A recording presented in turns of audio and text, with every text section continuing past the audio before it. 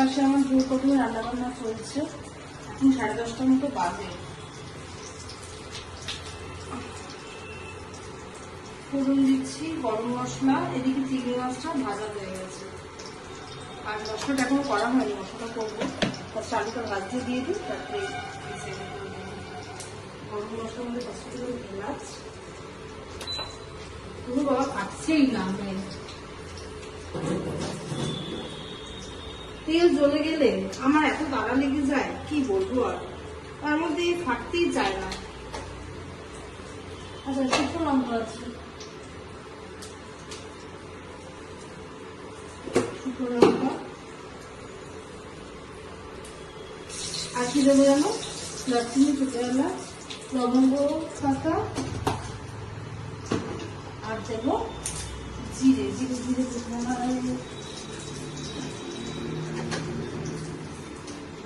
এবার এই সাদা কৌটোগুলোর মধ্যে যেটা যে জিনিসটা প্রয়োজন সেই জিনিসটা সব লাস্টে পাবো। এফ্রেশিওর পাবো না কেন, বিভিন্ন মানুষের গায়ে লিখে লিখে রাখো।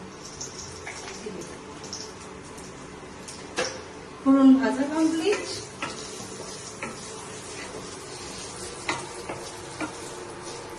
এবার আলুগুলো ছেড়ে দিচ্ছি।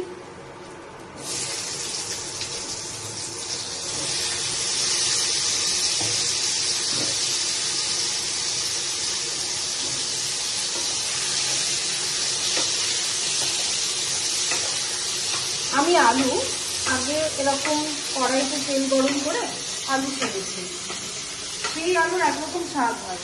আর কড়াইয়ে তেল গরম করে ফোড়ন দেওয়ার পরে আলু ছেড়েছি, সেই আলু খেতে অনেক ভালো হয়। যে কারণে যে রান্নাতে ফোড়ন দিতেই হবে, যেমন পোস্ততে ফোড়ন দিই না, তখন কিছু করার নেই, আলুটাই ডাইরেক্ট ছাড়ি। কিন্তু যে রান্নাতে ফোড়ন দিতে হবে, সেই রান্নাতে আগে আমি ফোড়ন দিই, তারপরে আলু দিই। এটা আলু না স্বাদ হয়। জাস্ট একটুখানি সেদ্ধ করেছি, ভগবান গরম। ঠিক আছে,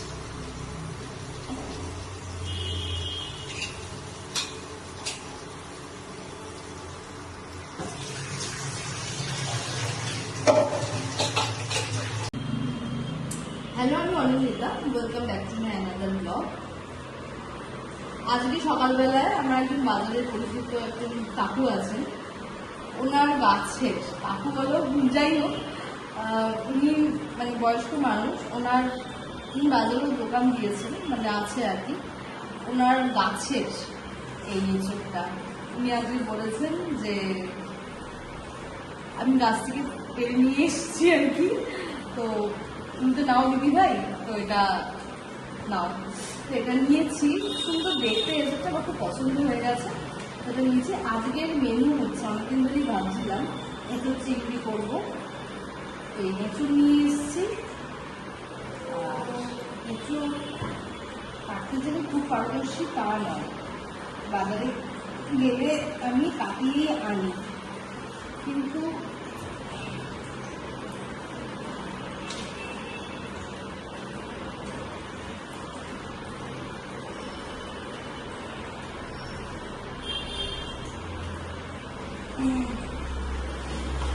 যে গোটা দিয়ে গেছে, যাই হোক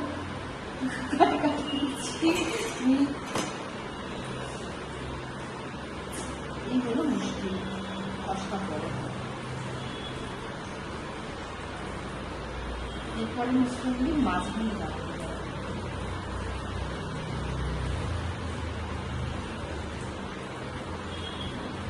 মাটিতে আসলে না, একটু যদি বলতে পারতেন, আমি বলতে শিখেছিলাম, কিন্তু ভুলে যাই আমি।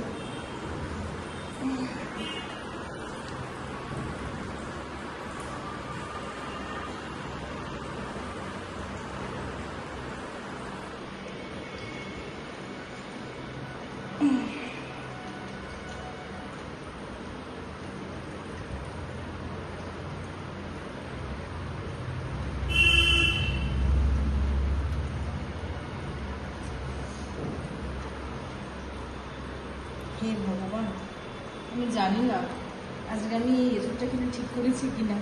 আমার কাটতে কিন্তু বেশ বেগ লাগছে। রুটি থাকলে ঝট করে হয়ে যেত, হয়তো বা।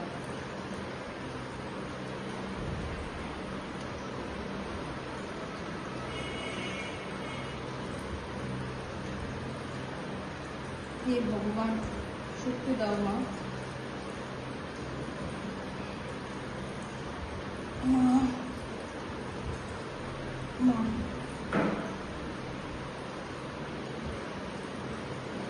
টেবিলে তো আমার কেরামতি চললো না, শেষে আমাকে মাটিতেই বসতে হলো। কোনো মধ্যে চাকরিটাও করতে পেরেছি, হাতে একটু কেটেছি।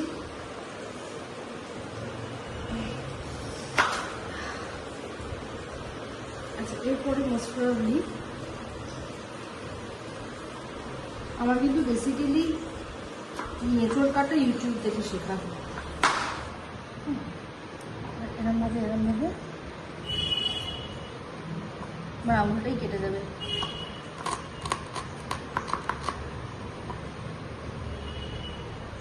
এরমভাবেই করবো আর কি।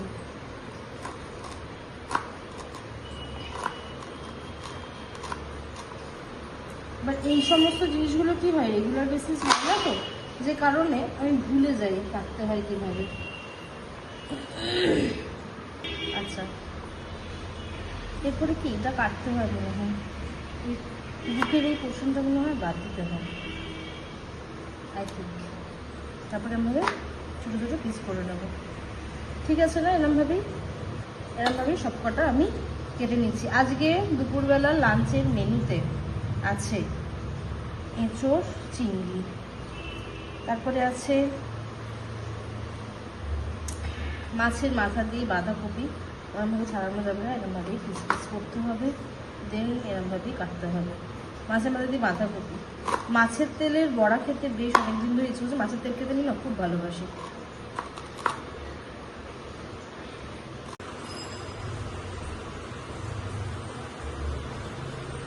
এঁচোড়টা খুব কুচি।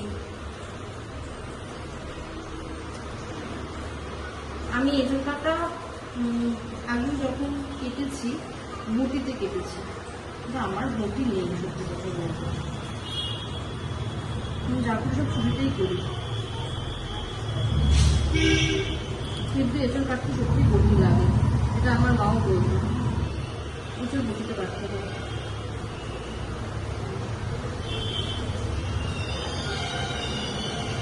কিন্তু যাই হোক, আমি ছুরিতেই করতে পেরেছি।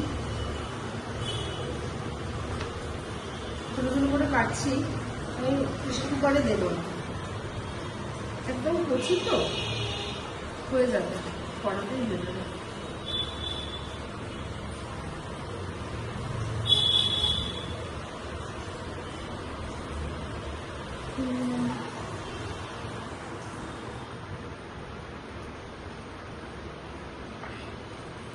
আজকে সকালবেলা ঘুম থেকে উঠে আমি একদম আমার ঘর বাড়ি পরিষ্কার করে ফেলেছি। চানটা করিনি, লক্ষ্মী পুজোর ফুল বেলপাতা নিয়ে এসেছি, তারপর চিংড়ি মাছ এনেছি, মাছের মাথা এনেছি। এঁচোড়টা দিয়ে যাওয়ার পর থেকেই বাকি প্রিপারেশন নেওয়া স্টার্ট।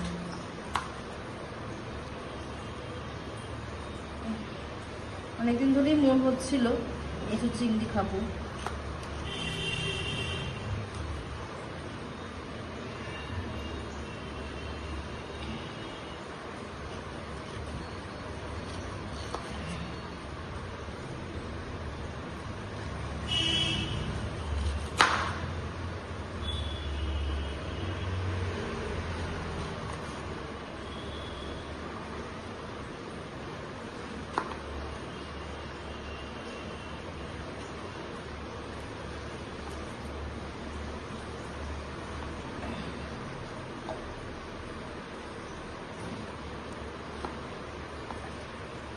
আজকে আমার আর কোথাও বেরোনোর নেই, আমি আর সারাদিন বাড়িতে ঘরের কাজ, রান্না বান্না এইসব নিয়েই আমার কেটে যাবে।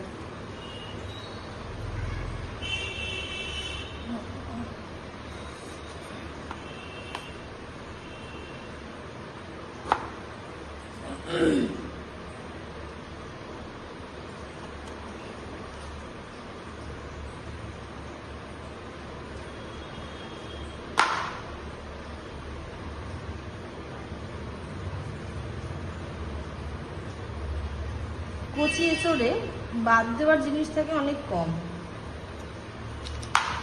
মাঝখানের এই বুকোটাকে বাদ দিচ্ছি, ব্যাস, আর কিছুই সেরকম ভাবে বাদ দিচ্ছি না।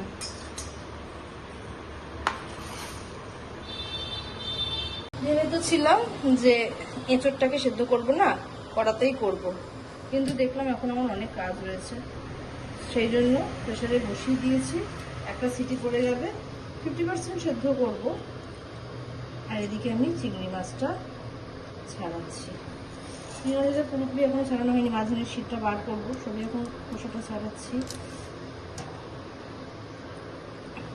চিংড়ি মাছ ছাড়াতে বড্ড টাইম নেয়, কিন্তু বেশ এঁচড় চিংড়ি করবো, আলু দেবো। আজকে একটু রান্নাবান্নার হ্যাপা রয়েছে, তার সাথে বৃহস্পতিবার পুজোও আছে, সব কিছু মিলিয়েই যাবে বেশ সারাটা দিন।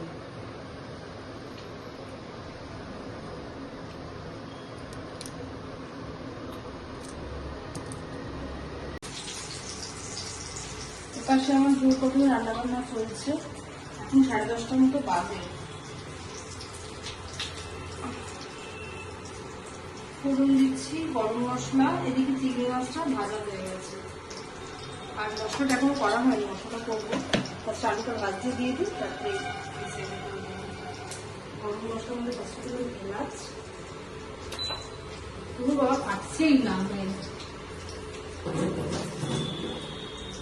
তেল জ্বলে গেলে আমার এত তাড়া লেগে যায়, কি বলবো, আর তার মধ্যে ফাটতেই চায় না। আচ্ছা, শুকনো লঙ্কা আছে, শুকনো লঙ্কা আর কি দেবো জানো, দারচিনি, ছোটো এলাচ, লবঙ্গ শাঁখা, আর দেবো জিরে। জিরে জিরে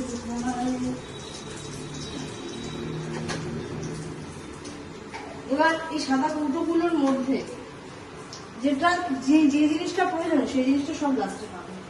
এপ্রিসিয়েট পাবো না কেন, যেগুলো মানুষের গায়ে লিখে লিখে রাখে। ফোড়ন ভাজা কমপ্লিট,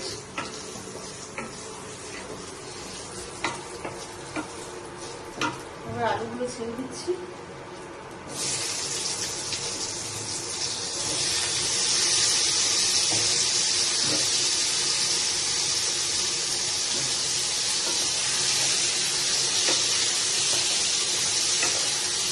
আমি আলু আগে এরকম কড়াইতে তেল গরম করে আলু ছেড়েছি, সেই আলুর একরকম স্বাদ হয়। আর কড়াইয়ে তেল গরম করে ফোড়ন দেওয়ার পরে আলু ছেড়েছি, সেই আলু খেতে অনেক ভালো হয়। যে কারণে যে রান্নাতে ফোড়ন দিতেই হবে, যেমন পোস্ততে ফোড়ন দিই না, তখন কিছু করার নেই, আলুটাই ডাইরেক্ট ছাড়ি। কিন্তু যে রান্নাতে ফোড়ন দিতে হবে, সেই রান্নাতে আগে আমি ফোড়ন দিই, তারপরে আলু দিই, এটা আলু না স্বাদ হয়। আর হচ্ছে জাস্ট একটুখানি সেদ্ধ করেছি, ভগবান গরম, ঠিক আছে।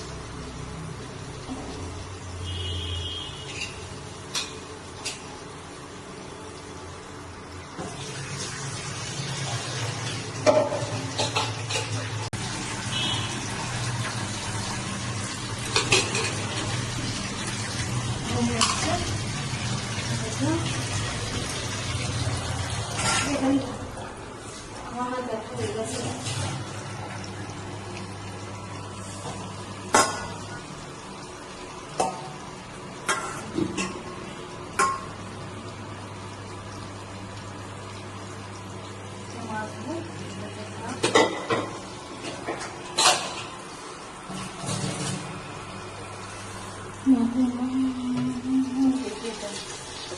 পেঁয়াজটা কেটে ফেলতে হবে, সাদা কেটা করতে হবে, ছোট্ট ছোট্ট ছোট্ট ছোট্ট সব কিছু করে ফেলি। মোটামুটি 8-10টা লঙ্কা দিয়ে দিই।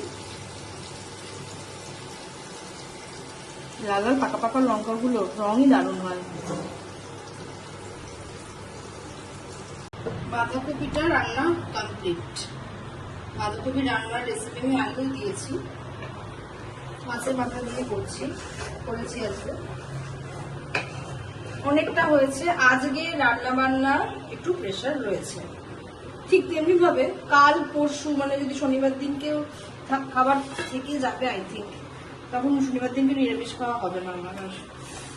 আর এদিকে তো এঁচড়টা একদম গামাখা করেছি। এঁচড়টা খুব ভালো, একদম কচি এঁচড়। আর এখন করবো হচ্ছে মাছের তেলের বড়া। তার জন্য কিছু প্রিপারেশন রয়েছে। সেটা হলো পাশে এই যে মাছের তেলটা ভালো করে ধুয়ে নিয়েছি। এটা আজকে সকালবেলা এই মাছের তেলটা না ফ্রিতে দিয়েছি। মাছের মাথাটা নিয়েছে 80 টাকা। এত বড় একটা মাথা ছিল, মাছের তেল ছিল। আমি বললাম কি মাছের তেল আর মাথা নিয়ে কি 80 টাকায় হবে? বললো ঠিক আছে, মাছের তেলের দাম দিতে হবে, মাছের তেলটা ফ্রি। আমি বললাম ঠিক আছে। একটা মাছের মাথা 80 টাকা দিয়ে কিনতে কি গায়ে লাগে আমার। বাট তবুও এক এক সময় মাছের মাথা খেতে খুব ইচ্ছা করে, যে কারণে আজকে মাছের মাথাটাও নিয়ে এসেছিলাম বাঁধাকপির জন্য। বাঁধাকপির কেজি 20 টাকা, কিন্তু মাছের মাথা 80 টাকা। যাই হোক, এইরকম কন্ডিশন বাজারে। তো সেই ফ্রির তেল তার বড়া করবো, তো তার জন্য একটু তরিজুত করা। তরিজুতের মধ্যে রয়েছে পেঁয়াজ, রসুন, আদা আর কাঁচা লঙ্কা। কোনো জিনিস যদি ফ্রিতে পাওয়া যায় কি আনন্দ হয় না? আমি জানি না মাছের মাথাটা 80 টাকা নিয়েছে, তার দুঃখটা আমি এরকম ভাবে বের করি। ওই তো ফ্রি, ওটা ফ্রি। যদি এটা তো যদি 5 টাকাও দাম নিত, ভাবো কত খরচা হয়ে গেছে। আমার তো এরকমই মনে হয়। মাছের মাথার দাম থাকে, কাতলা মাছের মাথার তো দাম থাকেই, কিন্তু তবু মাছের মাথা 80 টাকা দিয়ে কিনতে গায়ে লাগে আমার।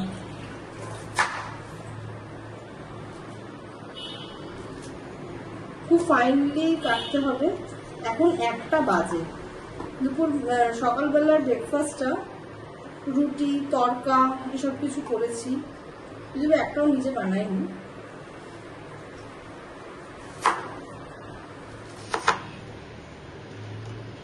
ডিম সেদ্ধ সবকিছু দিয়ে একদম পেটটি ভর্তি আছে, যে কারণে আমি এতক্ষণ অব্দি দুধে যাচ্ছি। আমার তো খিদে পেয়ে গেলে একবার মনে হয় আগে খাবো, তারপরে চানে যাবো, তারপরে পুজো হবে, সবকিছু আগে আমি খাই। কিন্তু এখনো সেই ব্যাপারটা হয়নি, যে কারণে রান্নাঘরে কাজ করেই যাচ্ছি।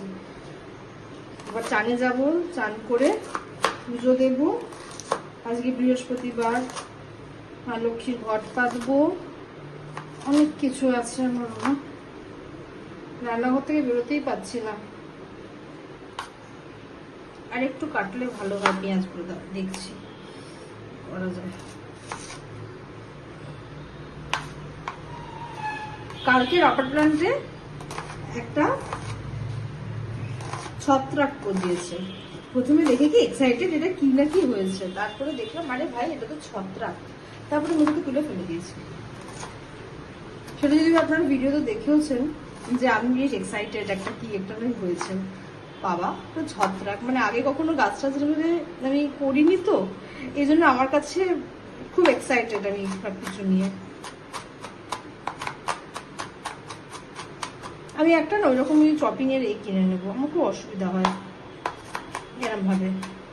এখন কি সব বেরিয়েছে না, ওই যে বেশ হাতে করে টেনে টেনে কাজগুলো করে, দূর ব্যাং চারিদিকে ছড়াচ্ছে। আমার না এই জিনিসগুলোতে খুব বিরক্ত লাগে। চারিদিকে কেন ছড়াবে? সবাই আমার কথাই চলবে, বুঝেছো পেঁয়াজ? তোমরা কেউ ছড়াবে না। আমি আজ খুশি করতে পারছি না, কারণ ওরা কেউ আমার কথা শুনবে না। তাই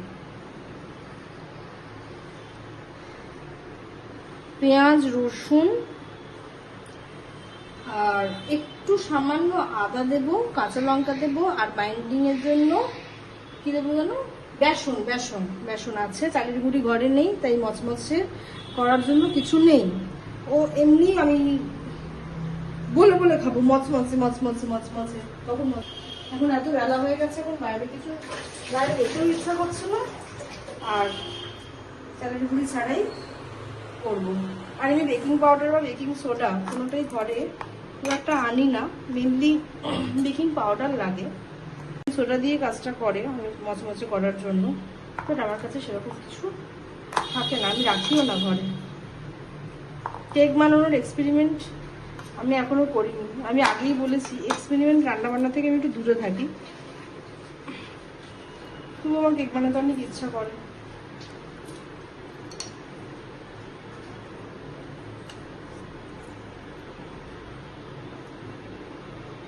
আমি এটা ফাইনালি কুচি কুচি করে নিই, তারপর আবার আসছে।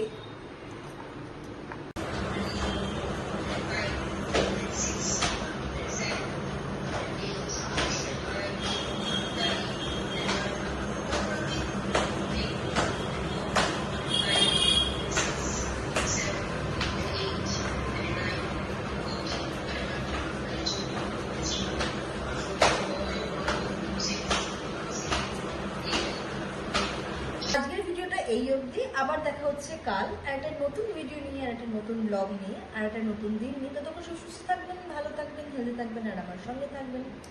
আমার ব্লগ কেমন লাগছে সেটা অবশ্যই অবশ্যই কমেন্টে জানাবেন। ভালো লাগলে কিন্তু অবশ্যই একটা লাইক করে দেবেন। যারা যারা আমার ব্লগ ফেসবুক থেকে দেখেন তারা আমার পেজটাকে প্লিজ ফলো করে দেবেন, আর যারা যারা আমার ব্লগ ইউটিউব থেকে দেখেন তারা আমার চ্যানেলটাকে প্লিজ সাবস্ক্রাইব করে দেবেন। আজকের মতো আসছি, tata bye bye, good night প্রত্যেককে।